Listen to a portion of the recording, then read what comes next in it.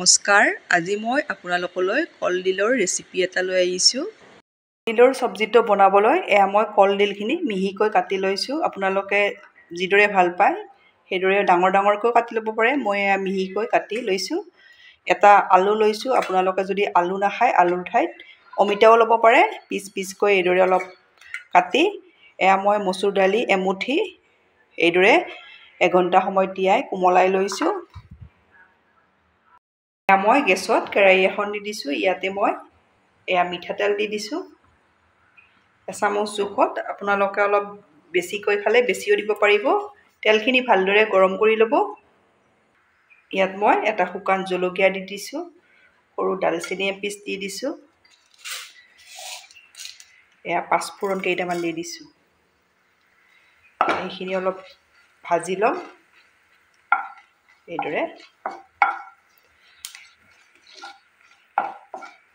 কলডিলৰ চব্জি সকলোৱে খাইছে, এবাৰ এইদৰে আপোনালোকে বনাই খাব। এতিয়া ইয়াতে মই দি দিম আদা, নহৰু আৰু পিঁয়াজ। এইদৰে মিক্সিত গুড়ি কৰি দি দিছোঁ। এইখিনি মই ভালদৰে ভাজি ল'ম। মছলাখিনি মই ভালদৰে ভাজি ল'লোঁ। এতিয়া মই ইয়াতে জোখমতে হালধিৰ গুড়ি দি দিছোঁ। আধা চামুচ জিৰাৰ গুড়ি দি দিছোঁ।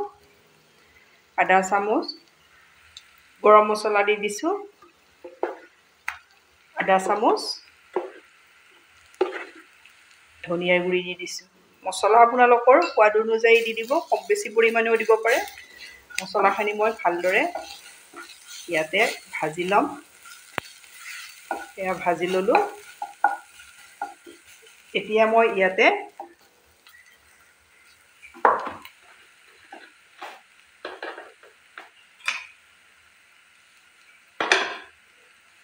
জোখমতে নিমখ দি দিছোঁ। মই ৰেডি কৰি থৈ দিয়া কলডিলখিনি দি দিছোঁ এইদৰে।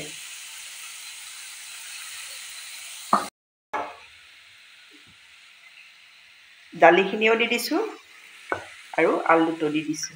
আলু এটাৰ মই 4 পিচকৈ কাটি লৈছোঁ। এতিয়া মছলাৰ সৈতে এইখিনি ভালদৰে ইয়াতে ভাজি ল'ব লাগিব।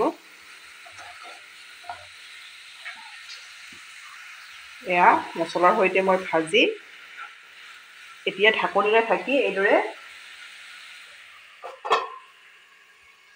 অলপ ভাজি ল'ব লাগিব। ঢাকনি গুচাই এইখিনি মছলাৰ সৈতে অলপ ভাজি ল'ব লাগে ভালদৰে।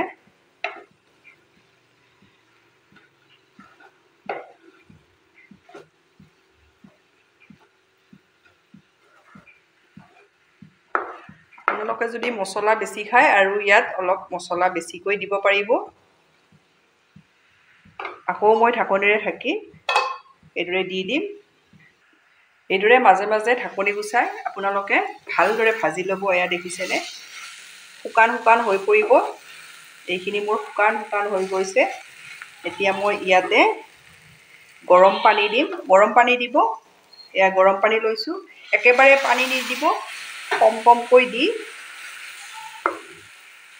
এইদৰে লৰাই দিম। ইয়াত মই প্ৰথমতে 1 কাপ পানী দিছোঁ। দি মই আকৌ ঢাকনিৰে ঢাকি মিডিয়াম ফ্লেমত ভাজি আছোঁ। মই এইদৰে আকৌ ঢাকনি গুচাই চাইছোঁ। আপোনালোকে এইখিনি আলুখিনি ভালদৰে সিজালৈ ভাজি থাকিব। কম কমকৈ পানী দি, একেবাৰে পানী দি নিদিব।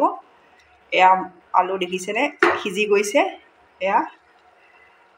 এইখিনি ভালদৰে সিজি গৈছে। এতিয়া মই ইয়াতে পানী দি দিম। পানী আপোনালোকে যিমানটো পৰিমাণত দিয়ে। প্ৰথমতে মই আৰু 2 কাপ পানী দি দিছোঁ। প্ৰথমতে 1 কাপ দিছিলোঁ, এতিয়া দ্বিতীয়বাৰত মই 2 কাপ দি দিছোঁ।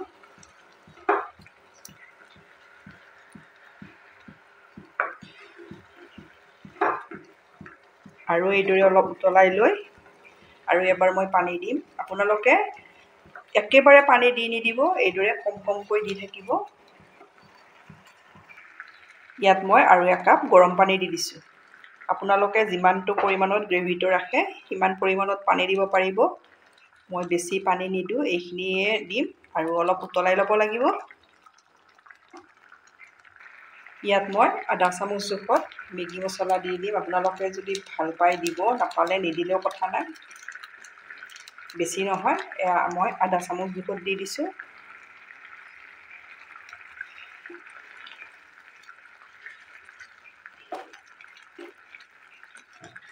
আৰু 2 মিনিট সময় এইদৰে উতলাই লওঁ, এতিয়া মোৰ চব্জি ৰেডি হৈ যাব।